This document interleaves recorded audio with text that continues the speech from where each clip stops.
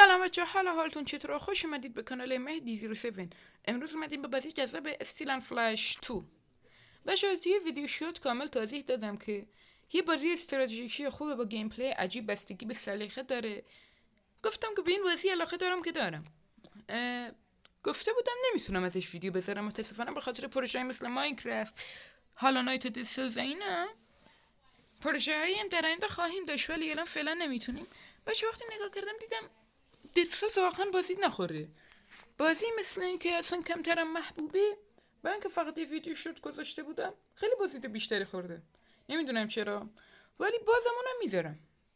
اول بیشترین بازی مربوط به بازی ماینکرافت تقاضای بیشتری داشت رو میذاریم، بعدش حالا نت که تقاضای اونم بالا بود، بعدش این استیل اند فلاش 2، بعدش هم اگه داشتیم توانستیم دسلز هم میذاریم. بچه اول این که میای تو بازی یه همچین حالتی داره. میتونید زبانش رو اینجا انتخاب کنید. اکانت خودتون رو اینجا بسازید. اکانت نه، در آخر خودتون رو. اسم این بالا همون مهدی 07 زدم و یه طرح هم میتونید انتخاب کنید. اینا رایگانه، میتونید اینا رو بخرید که به نظرم این رایگانه به پایین که رایگانه واقعا عالیه که من انتخاب کردم. به نظر من بهتریش اینه که من انتخاب کردم با این یکی. من خودم از این استفاده میکنم. بعدش میتونید اینجا شاپ اونا رو بخرید.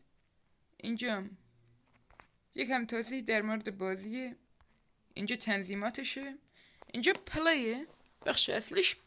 این بخش بالایم میتونید وارد یوتیوب و توییتر و این چیزا بشید. پلی میزنیم. 4 تا بخش داره. بخش اول عادی، بخش دوم آنلاین پی وی پیه، بخش سوم آزمایشی آنلاینه، بخش 4 آفلاینه. این آفلاینه، این آزمایشی. بخش 4 هم کلن بازی آنلاین. این میتونید با این یکی وارد سیفتون بشید، با این یکی سیف جدید شروع کنید. مثلا که اولا اینم نمیدونم، من خودم رو آنلاین بیشتر بازی نکردم ولی میتونم اینو بزنید میره تو آنلاینش. و بچه با ما بعضی وقتا حتی مپ چیزم ساختن، کانتر. اینجا میتونید تست کنید. من نمیدونم چرا این یکی کار نمیکنه. فکر کنم به خاطر اینکه تو ایرانیم. اول میام واسه شما این نیو گیم رو میزنیم، پلی. من رو این سیوم میزنم. بعد بچه اگه سیو بد داشتیم میتونید نیو گیم کنید رو اون سیو که اون سیو از اول بیاد. من اون سیو خودم رو دستگیر نمی کنم. این دومی یه بار اشتباهی زدم، اینو میزنم. بچه بازی درجه سختی هم داره مثل میدیوم، لو، وری لو، های، وری های. اگر رو درجه های پایینی مثل وری لو باشید شما پول زیادی دارید، مثل 25,000 20,000 اینا. هرچی به جلو برید پولتون کمتر میشه، 5,000 تا 5,000 تا. و مثلا انمی دمیجشون بالا میره، آیکیوشون بالا میره، بعضی چیزا آنلاک میشن توی تمان سخت، مثلا خیانت، غذا، این که سربازا زنده موندن غذا میخوان، این که یهو بمیرن یهو برن از تیم خوششون نیاد اینا. من بخاطر اینکه همه اینا رو نشونتون برم بدبختانه میریم رو تمان سخت وری های. اسم پلیر طبق لاول. هدفمون چیه؟ این بازی بر اساس نقشه واقعیت طراحی شده. یعنی چی؟ مثلا کره زمین، قاره های مثل آفریقا، آسیا و اروپا. کشورهایش هم داره تو دوران قدیم. هدف من اینه که بتونم کنم. تو ایران حکومت ایران هم داره. البته کامل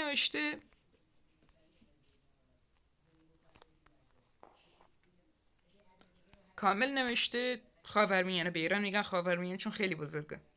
تو این بازی نمیدونم چرا بهش میگن خاورمیانه. و بچه هدفمون اینه جزو ایران بشیم و میتونین خودتون اصلا یه حکومت داشته باشید یا خودتون یه پادشاهی درست کنید یا جزوه حکومت بشید. من نمیدونم چیکار کنم. تو سیو خودم که خودم یه حکومت ساختم، بنابراین تصمیم گرفتم چیز کنم، اینجا جزو ایران بشیم. اینا کشوراشه، میتونید انتخاب کنید. این قرمز ژاپن، اون زرد بعدش چیز بود اسمش عربستان، صورتی ژاپن. بچه بهترینش انگلستانه، انگلند نوشته اینجا. چرا؟ چون قوی ترین آیتمای بازی اونجاست، ولی من به خاطر ایران وطنم میرم تو خاورمیانه. اینجا نوشته خاورمیانه، این بنفش است. میزنیم. بعد میتونید انتخاب کنید که شما چی باشید. یه فیشرمن، یه ماهیگیر، یه دیمیتد سلیر، یه هانتر، یه شکارچی. بچه بهترینش همیشه شماره 2، چون فایتینگ شما رو قوی میکنه. میادید قدرت های دارید. بچه قدرت رو بدید به چیا؟ اول قدرت های خود بازی رو چک میکنیم. توضیحش میدم الان. این بالایی، این بخش قدرت، مهارت، استراتژیک، عقل و ساخت و ساز، کار و حرفه. اول پاور یه بخش داره هیل، بعدش گرفتن شمشیر با یک دست سرعت دمیجش رو میبره بالا، شمشیرهای 2 دستی سنگین و نیزه ها، دویدن و استامیناتون رو میبره بالا. بعدش این مهارت پایینیش از سواری مهارتشتون رو میبره بالا، بعدش کار با تیر و کمان، بعدش کار با کراسبوک، بعد کار با نیزه پرده بینم و در آخر که نه، کار با شیل که چطوری شیل بگیریم حتما نیاز واسه فایدین دوتا. و اون پایینیم یه هانتر داره، هانتینگ یا فیشینگ که بتونید ماهیگیری کنید. اینا اول میریم تو بخش پاور، همه چیز یک اندازه میکنیم. کار با نیزر هم میکنیم 6، کار با سلاح 2 دستی هم میکنیم 6، همه چیز 6. الان تو بخش پاور 4 تا مونده. به چیا بدیم؟ قبل از هر چیزی یه دونه به هیل، یه دونه به دویدن، یه دونه به استامینا، یه دونه به شمشیر وان هند. بعدش تو اینجا همه چی بغیر از 2 تا 6، اونا رو هم 6 میکنیم. چیکار میکنیم بعدش؟ این 4 تا آخری رو میدیم به هانتینگ یا فیشینگ که حداقل بتونیم ماهیگیری کنیم. آره. بعدش میایم تو مهارت های استراتژیک ما خیلی پایینه. چرا؟ چون عقل نداره. استراتژیک ما خودش چی نداره، شما یه شمشیر زنیم، یه جنگجویم، یه استراتژیست نیستیم. اول اینا رو همه برابر میکنیم، همه به اندازه نیازن و این 2 تا آخر هم میدیم به این 2 تا. من تو بخش IQ اینو در آینده آپدیت میکنیم. اینه هر کدومو میکنیم 2، خیلی تو بازی تاثیر داره عقل. به این 2 تا آخر میدیم به ترید و لیدرشپ. این کار و حرفه به هر کدوم 2 تا اضافه میکنیم بشه 3.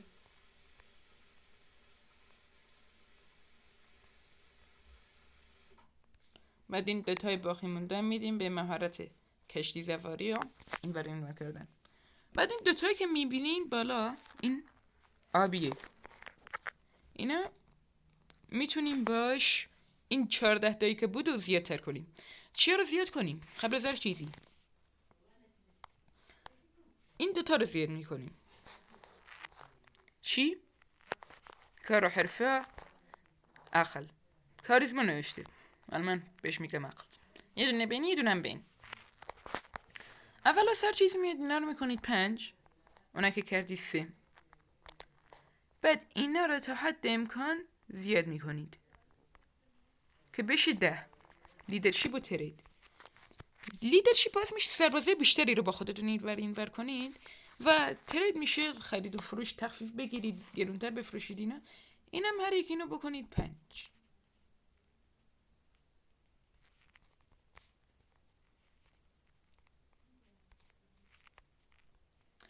بعدش دیگه میایید پایین، یک گزینه هست، این لوتینگ. همین 10 تا رو به لوتینگ اضافه کنید. لوتینگ بیشتر از همه باعث میشه وقتی یه عده رو شکست میدی لوت بیشتری بگیری. و ترجمه ما آوردم اینجا اگه چیزی رو نفهمیدیم. این بود لولاش، تموم شد. اینه بازیش از این زاویه. شاید خیلیاتون بگید این زاویه که خیلی بده. نه وایسید، این بنفش ایرانن. الان ما با این خودمم وضعیت خودمون رو نگاه کنیم، ما با هیچ کشوری دشمنی نداریم. شاید اصلا جزو کشور ایران شدیم ولی نمیدونم چی کار کنیم. میخوام این بار مرحله اول بیطرف باشم. شما تو کامنت بگید که چیکار کنم، قبیله خودم رو بسازم یا جزو ایران باشم یا جزو هر کشوری که شما گفتین. بچه لطفا لایک کامنت سابسکرایبتون نره، بریم سراغ بازی. همین که بازی شروع شد مشکل فود داریم. بله، اول میایم تو مارکت، بخش غذا، حداقل 1000 سکه واسه خودمون نگه میداریم. یکم غذا. بخش فروشش این، اول میرید توی شهر، این بخش اولیه، بخش سربازه، بالای روستایی میفروشه، روستایی عادی. اینجا سرباز که الان نداره. اگر با یه قبیله جنگ کنید، زندانی بگیرید، اینجا میتونید بفروشید. بعدیش مارکت، چیزایی که دارید خودتون میفروشید. ما هیچی نداریم از سلاح اینا، غذاهاتون الان خریدم. یه سلاحایی است، بعد کشتی، حیوان اینا. بعدش میاد رو آرماراتون این بالایه دیگه. اینو توضیح نمیتونم، خودتون باید نگاه کنید. الان مهارتمون پایین واسه بعضی از کلاها معلوم میشه. آرمار، وپن، هورس. این یکی، این نمیدونم، سیج وپن فکر کنم. این یه سلاحی مثل منجنیق و ایناست که واسه حمله کردن به مکانها نیازیش بهش دارید. بعد غذا و بخش اسب و منابع و اینا. اون آسره که بود واسیدن هورس. این اسبایی که سوارش میشید. این شتر مسیلای مثل خرا الله اینا. این واسه موجوداتی که واسه تون وسیلی اینوری اونوری میکنن که بهترین شتره. کاری نداریم، فود خریدیم. یه بخش هست آرنا، اونو برید. اگه برنده بشید بهتون پول میده، خیلی خوبه. من تو آرنا یکم ماهرم، یکم که نه خیلی. این بازیشه. بچه متاسفانه این بازی خیلی طولانیه، یعنی هر قسمت بین 40 تا 40 دقیقه طول میکشه. اولین هدفمون اینه که سرباز بگیریم، اسب بخریم، سرعت، قدرت، یه چند تا لول بریم بالا. اول اینکه شما این نوشته واسه شرکت 1000 میگیرید، برنده بشید 10,000. این میتونی شرط بندی کنید رو خودتون یا روی اینا. اگه شرط بندی رو بزنید که روی بازیکن شرط بندی کردید، ولی اگه خودتون فایتو بزنید، این اکست بزنید برمیگردید، فایتو بزنید رو خودتون شرط بندی کردید. ما فعلا پول شرط بندی آنچنان خوبی نداریم، همین فایتو میزنیم. بعد بچه‌ها یه نکته در وای پاره، یه نکته در موردش این که بازی یه چیت داره. چیتشو بعدا بهتون میگم.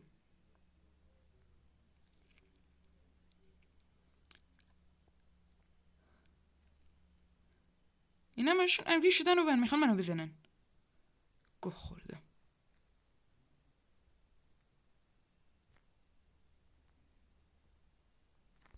بچه اگه مردید سریع از بازی بیاید بیرون.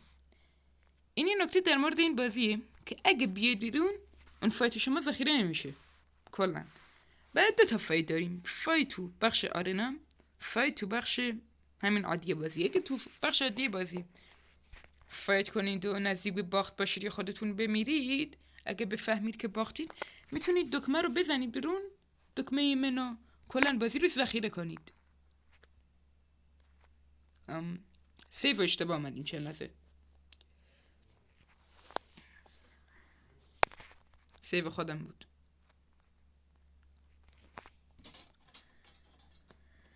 مثلا اگه اشتباه ببازید بخش منه رو میزنید، میاید بیرون از بازی و بله جنگ شما ذخیره نشده.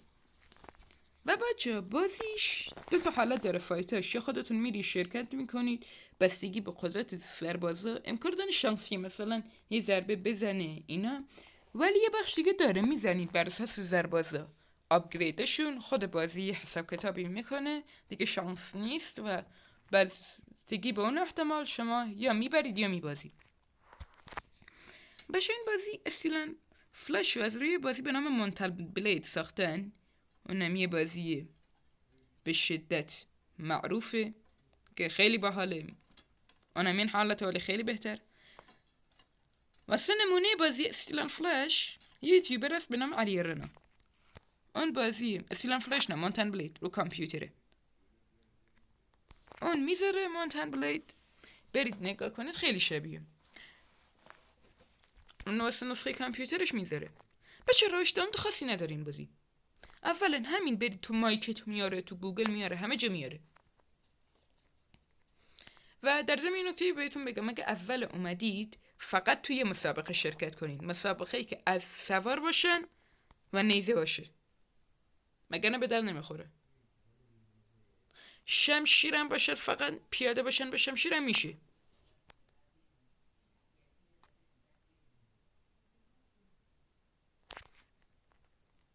نگاه کنیم ببینیم آرچر نداره ما هم شرکت کنیم. بعد بچه الکی عجله نکن تا هم تیمیتون هم حرکت کنن. بازیش به حاله، یکم واقعی گرایانه است، اینش بده.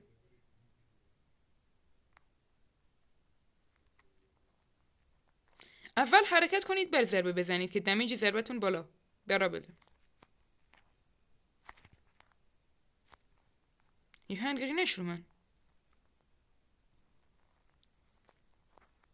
و بچه دفاع کردنش یکم باحاله، مثلا دفاع بالا پایین اینا.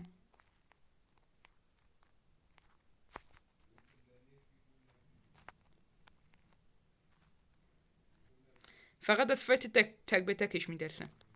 یا خدا دنبال منن. بازی رو حالت عادی رو این حالت سوم شخصه،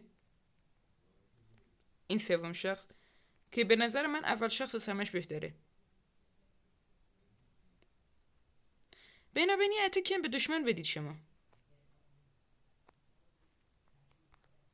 من ریدم.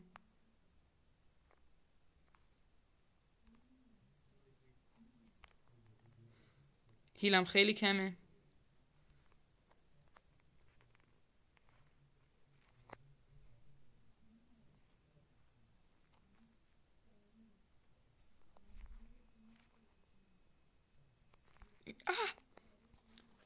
میخوان منو بکشن. آره 3 نفر میخوان منو بکشن، 3 نفر رو من بیچاره.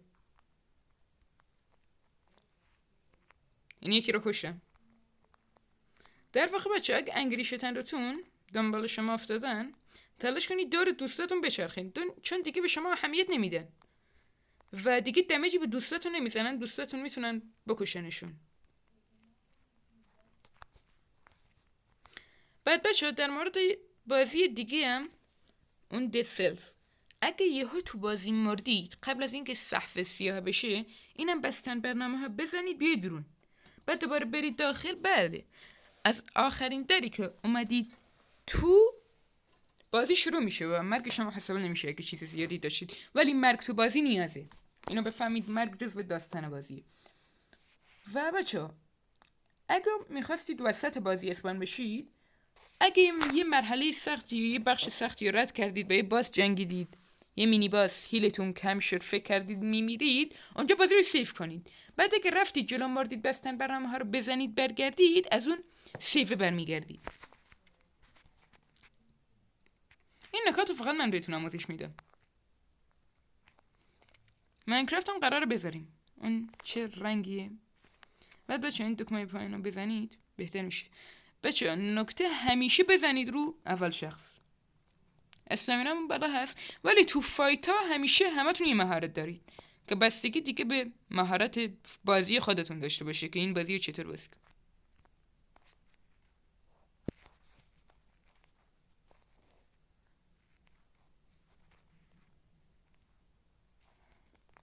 بعد سربازم یه درجه‌ای دارن. بیشترین دمیج مال ضربه بالاست. یکی رو کشتیم. انشالله رفیقمون میبره. صداش مثل صدا پای اسبه.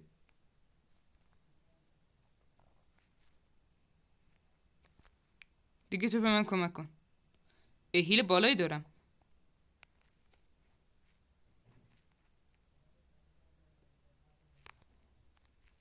من شیلدم گرفته بودم. منو کشت. رفیقم مثلا من میتونه بزنه چون هیلشو کم کرده بودم.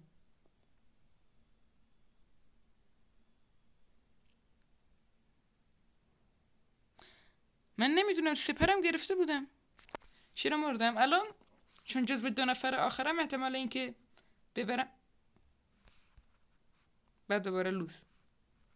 منطقیه. بازی رو کات. رفتم برگشتم بچه‌ها. هنوز مونده. بله اگه باشه که فکر میکنم بله بهترین مسابقه بچه اینه. اسب با نیزه. یه دست شرکت کنم. اولین حالت رو خاموش میکنید. این پایینی منتظر میمونید رفیقاتون حرکت کنن شیلد میگیرید. بعد با سرعت حرکت کنید نیزه رو اینجوری میگیره. میگیرید تلفنی که میخواید بکشید. اون سرشه. بعد اینجوریه. الان یه نفر رو بکشین. بعد بچه میتونید شیلد همتیمیتونم بشکنید. این 39%. الان دیدید چطوری من ویدیو رو کات میکنم؟ تا بچه یه نکته شیلدم شکست. بهترین روش واسه تازه کارا اینه که اول اسب بندازید. اسبشو بگیرید رو اسبش. بعد دیگه رو زمین باشه مثل مفت میکشید. چند از وایسید اونی که رو زبی افتاده رو بکشم. خیلی ایزی بود. همچی میمونم اونجاست. بچه تا اینجا کات کرده بودم. تو 2 به 2 هم زدیم. الان میریم تک به تک. انمی اونونه. به نام یاد خداوند بخشنده مهربان. نیچ شیر پدر نان مادر حلال دلاور. شیلدشو شکستن. بله یه دار پلیسی زد. در 2 ثانیه من یه قرن طول میکشه. بعد الان میریم سراغ اسبش. نیاز به اسب نبود. بیفتاری 10,000 گرفتیم. سکه الان بچه بازی واقعا روی تمام سخت خیلی وری های خیلی سخته. اسمش رو خوده خیلی سخت. چیکار کنیم الان؟ بله میریم ادامه میدیم. اول این که بچه من میخواستم اسب بخرم. چه توانایی خرید اسب نداریم. باید چیکار کنیم؟ سرباز بخریم. سربازی با لول بالا خیلی نمیتونیم بخریم. اول باید یکم تو فایت ها شرکت کنیم که لول خودمون بره بالا. سرباز بخریم. یه کارایی بکنیم. با دزده وارد جنگ بشیم.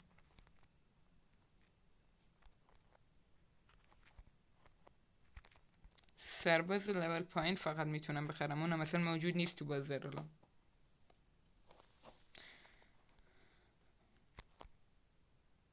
بله لیدرشیپمون نمیتونه. توانایی نداریم بیشتر از 10 نفر. و چه نکته رو بهتون بگم. الان ما بیشک میبازیم تو ورفایتی. بعد الان چیکار میکنیم؟ باید لولمون بره بالا.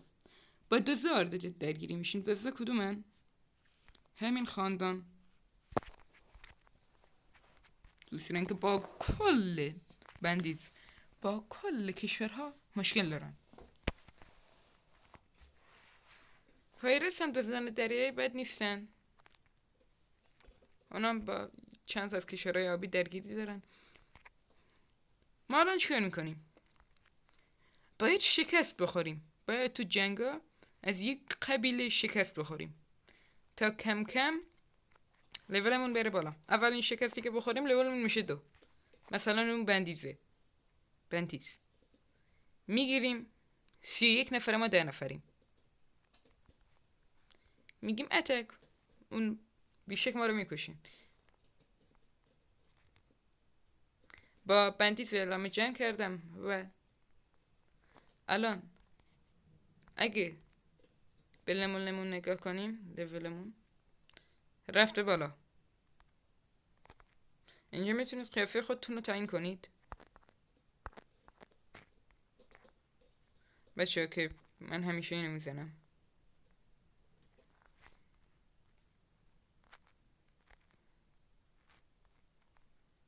بهترین قیافه.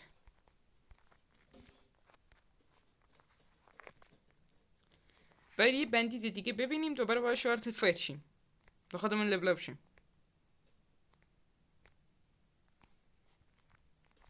و بچه اگه میخواستید موادتون رو نگاه کنید، چیزایی که دارید این پایین رو نگاه کنید میاره، یعنی خودمم. برمیگردیم دور طرف ایرانینا، یکم از خلیج که نه، دره خزر بریم.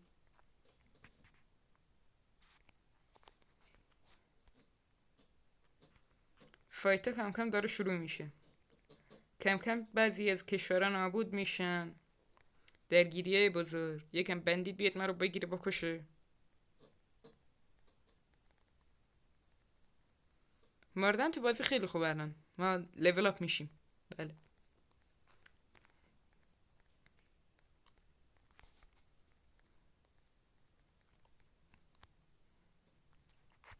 یه دزد دیگه.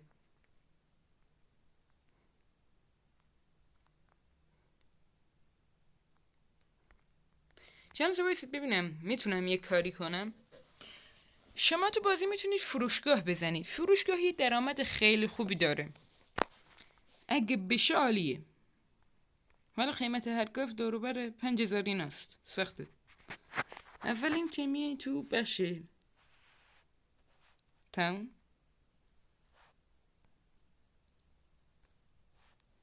اینجا امپاتی خالی. 5 تا سنگ و 8 تا وود.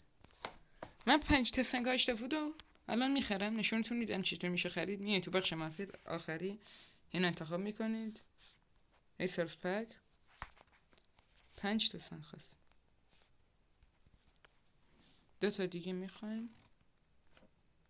ویدیو رو کات میکنم تا جمع میکنم از اینا. بچه دوست با 5 تا سرباز پیدا کردم. اگه بشونم نگاه کنیم ببینیم سربازش چیه. با لول پایین اونم بهش حمله میکنیم. تو ذهنمه. پولا رو جمع کردیم. وسایل بریم تو تاون. این بده میزنیم. گاو داری میزنیم چون بیشترین درآمد داره. اینا رو باید جمع کنیم با گاو و هزینه این چند تا کارگر. اول یکم سرباز بخریم که بتونیم پولمون رو جمع کنیم. هیچی نشده الان بیشتر از اون سرباز داریم. البته سربازمون نفلن، فقیرن، ضعیفن، دهاتین.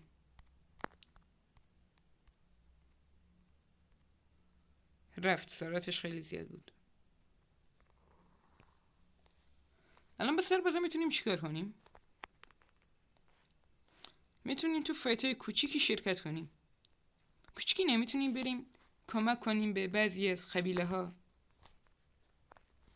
الان به چیا نیاز داریم؟ واسه گاوداری به اینا نیاز داریم. همه اینا رو باید بخریم.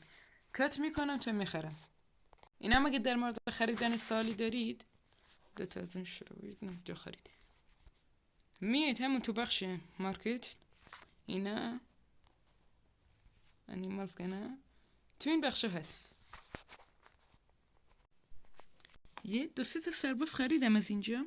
یکم لولم هست بتونم سرباز بخرم. سربازمون چیه؟ 4 از اینم از ویلیجر عادی فکر کنم دمیج بیشتری داره. بله 32 تایی هم از سکته ناقص. به چی نیاز داریم؟ وسایلشو حفظم بریم بخریم. بچه وسایل گاوداری خریدیم. گاوداری در حد ماهی 100,000 سکم درآمد داره بعضی وقتا، چون خیلی خوبه گاوداریش. همه وسایلش رو خریدیم، نیاز به کارگر داریم. کارگرش هم همه رو میخریم، اینا رو هم انلاک میکنیم. این دیگه نیاز نیست شما هزینه کنید، اینم خودش معاملات هم میکنه. واسه غذا اینا نیاز نیست شما هزینه کنید، اون خودش میخره. فقط پول گاوشو نداره. گاو دور 5,000 تا میخواد، مجبوریم بریم تو مسابقات شرکت کنیم. بعد این مپشه، این نقشه هر کجا که بخواید و علامت میزنید میره. گاوش یکم گیرونه. بعد نیاز به 3 تا داریم. بعدش کسب و کارش شروع میشه.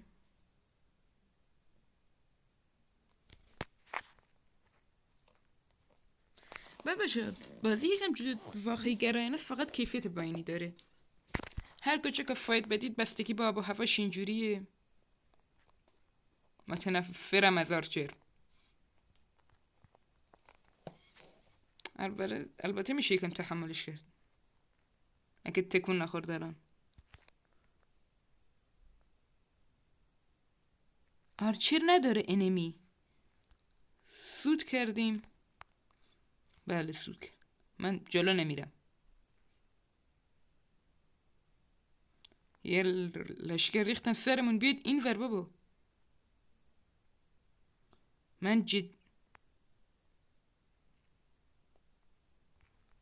خداحافظ. چند وایسید اینا همه بیان دنبال من.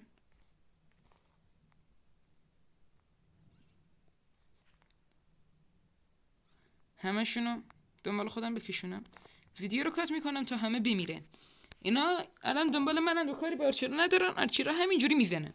این بهترین حالت. چه آرچری بهترین کار اینه که برید پشت یه نفر که به شما دمیج آنچنانی نرسه. فقط ترسناک ترین بخش پایانیه که آرچر به آرچر بیفتین که سخت ترین بخشه. میرم یکم یاری اینو بدم. این آرچرهای بعضی وقت اسپان میشن خیلی تکون نمیخورن. یک با کاری بکن تو بابا. خیلی نزدیکمونه و راحت میشه بهش زد. اونم راحت میتونه با ما بزنه.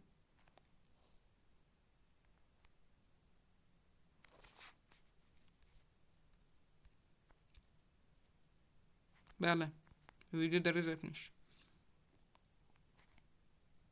ببخشید اگه زمان ویدیو طولانیه، چون بازی واقعا طولانیه.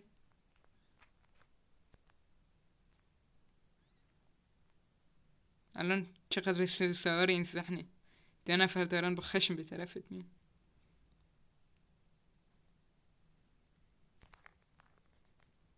البته که شکست میخوره، در هر صورت ما بردیم. دمیجش هم ضربه بالایی نداره، شاید 5%، 2% و بردیم. از این به بعد بترسید شاید آرچر با آرچر افتاد. این دیگه واقعا ترسناکه. یه سردی، یه چیزی.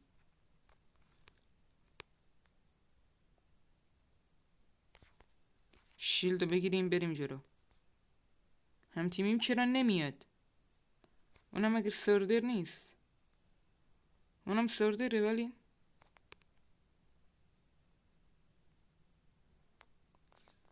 من یکم حواسشونو پرت میکنم.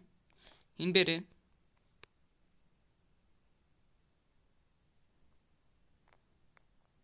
بره بزنتشون.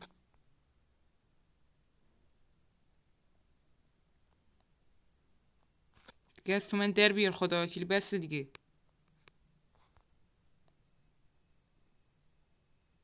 فقط مشکلم با من دارن. نه ردش کردیم. یه بار منم نبود. الان به گاو نیاز داریم فکر کنم. گاو دونه 5,000. خیلی گرونه. دلم الان مسابقه اسب سواری میخواد. آرچره. اینم یه تست میزنیم. باختیم اشکال نداره. یه بار باختم میپذید. اول میزنیم به اونایی که از آرچرن،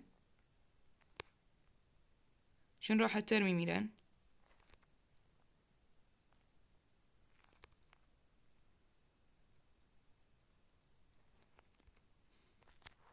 چطور؟ میخواستم بیام بیرون ولی گفتم مرگو میپذیرم.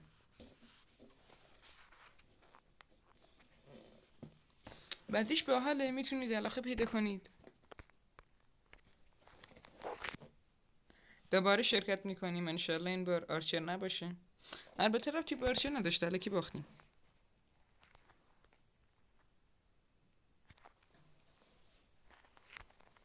اینم دیگه کات یه ران دیگه بردیم. این 10,000 تایی 10,000 تایی دیگه میخوایم.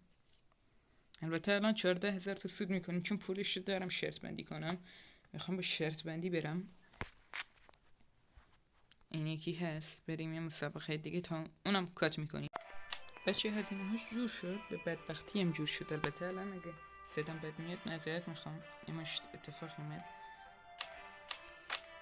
مجبور شدیم ارمورای خودمون رو در بیاریم چون فایت نمیدیم تا آخر بازی که همه اسکیلای پاور رو ببریم بالا. بدبختی بود. الان میتونیم بخریم که الان نیست اینجا، ولی دیگه از این به بعد درآمدمون خیلی خوبه بخاطر اون گاو داریم. خیلی اذیت شدم، واقعا سخت بود که مجبور شدیم لباسای خودمون بفروشیم. کمک این خود منو بگیر.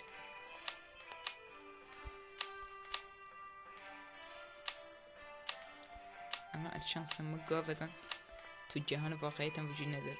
نسل گاو منقرض میشه. شانس من اینجا داره یعنی گاو یه 3 تا بخریم. What؟ چرا هیچ گاوی نیست؟ درآمد خوبی داره ولی هدف اصلی این ویدیو شد این که بتونیم گاوداری بزنیم، ولی خیلی طول کشید چون بازی سخته. 2 تا چقدر گیرونه. میخریم یکم غذا واسش بخریم. این دوزی میخواد منو بگیر. یه دونه دیگه تو بخش غذا یکم واسه شون چیزی بخرم. اینجا یک منتظر بمونیم، میخواست منو بگیره. اسب داشت سریعه. بریم مسائل بشینیم که شروع به کار کنیم.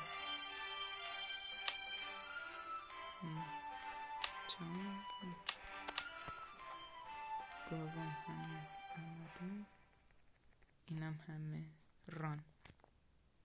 الان شروع به کار شده. هر چند مدت یه بار یه سودی میکنیم.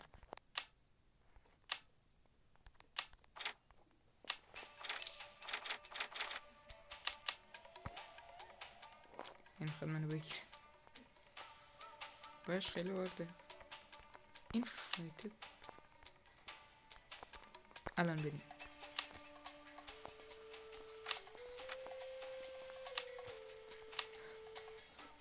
الان یه 3 نفر دیگه هستیم، یکم لول اپ شیم.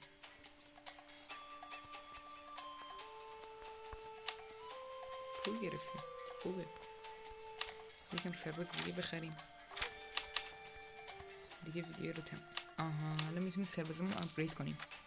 یه دونه نیزه در خفن از مینشون در اومد. خودم که الان اینه هیچی نداره. این 32 تایی واقعا یکم ترسناک. یکم طرف خودم بکشونمش ببریمش بیاریمش پیشین. بنفشاین کینگ ایران، نمیدونم الان کی. بگیریدش. همین که ندارم. یا خدا بکنه بگیری باشی فایت بده. 136 تایی ببینیم کمک کنه.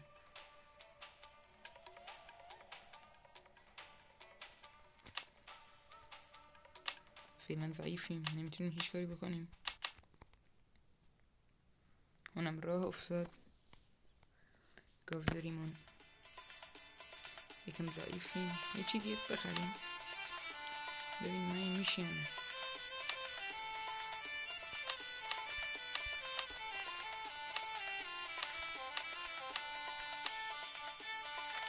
یه دونه از اینا، بعدش هم وپن رنجر وپن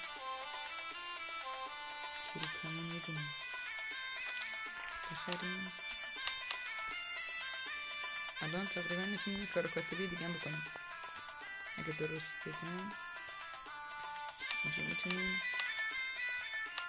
کمپ هانتینگ بزنیم. بله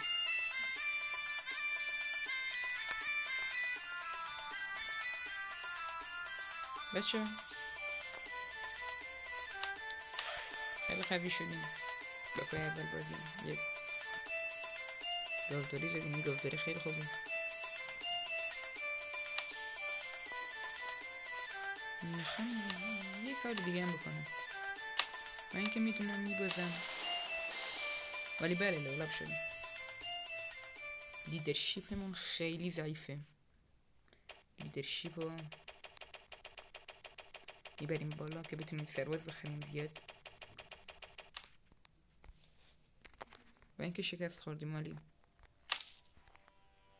بله الان 5000 تا درآمد گرفتیم اول سر از این گاوداریمون. بله بچه هم چند رسید برسیم.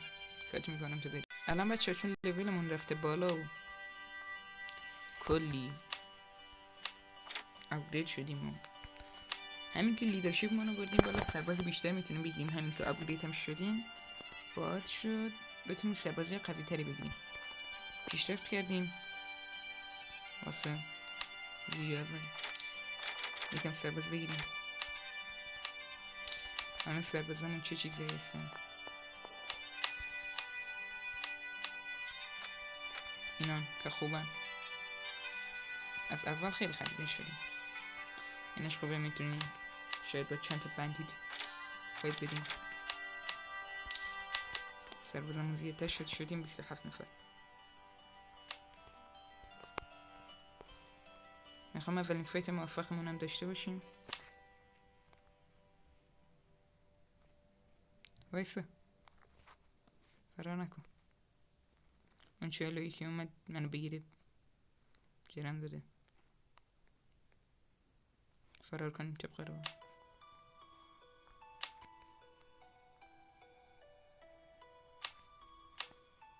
باشی فایتی میدیم انشالله که برنده میشیم.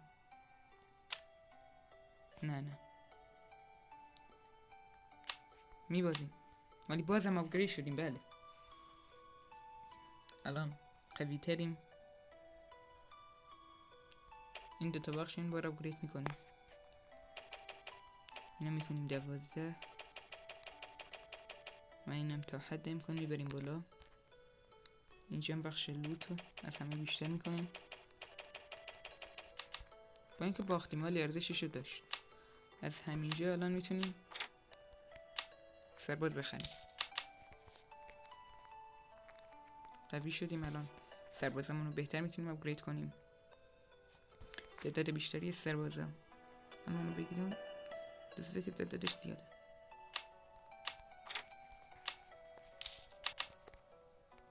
دوازده نفریم. سربازای ضعیف. فودم نداریم. غذا ویدیو رو کات میکنم. یه کارهایی هست که باید بکنم. بعد بچه در طول زمان امکان داره ضرر بکنیم. الان ضرر کردیم به خاطر سربازا و این شد. کاتش میکنم تا برسیم خونه. بچه ها تونستیم تو این قسمت پارت اولی یک گاوداری بزنیم. لیول خودمون رو ببریم بالا. قوی شیم. اون درآمد خوب داره اون گاوداریه. مثلا چیزای دیگه این چند تا گاوداری دیگه هم بزنیم. چیزایی مثل مرغداری خوب داریم ولی گاوداری اصلا بهتره. تونستیم لیول خودمون رو ببریم بالا. توانایی فایت، لیدرشپ، سربازی بیشتری میتونیم بگیریم. خیلی قوی شدیم. تا این تواناییمون رفت بالا. واسه پارت اول بسه.